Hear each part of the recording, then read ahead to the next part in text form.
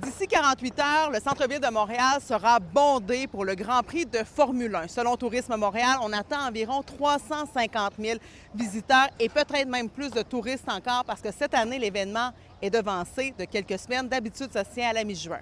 C'est le week-end le plus achalandé. Premièrement, les billets sont tous vendus. Donc, on parle quand même d'à peu près 350 000 billets qui ont été vendus.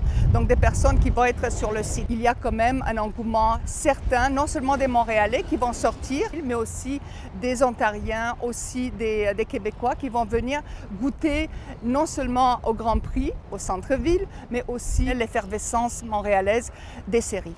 L'organisme estime qu'il faudra loger entre 175 000 et 200 000 visiteurs pendant le Grand Prix pour une durée de 4 à 5 jours.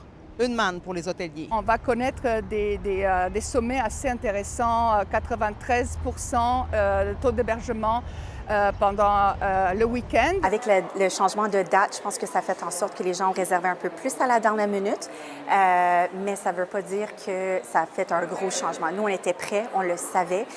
Aussi, avec les matchs de hockey, ça a fait une grosse différence parce que c'était des réservations hyper dernière minute, ce qui a fait en sorte qu'on a eu beaucoup de volume.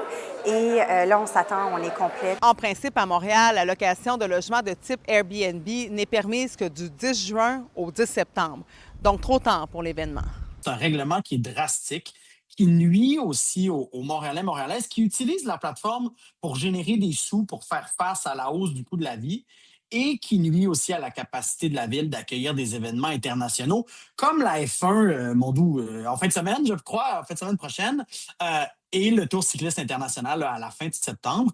Deux événements qui tombent à l'extérieur des zones, des moments où Airbnb, la location à court terme, est permise. Et je dis en principe parce qu'on a questionné des touristes. We are tourists, yes. Where are you from? Germany. Was it hard to find a place?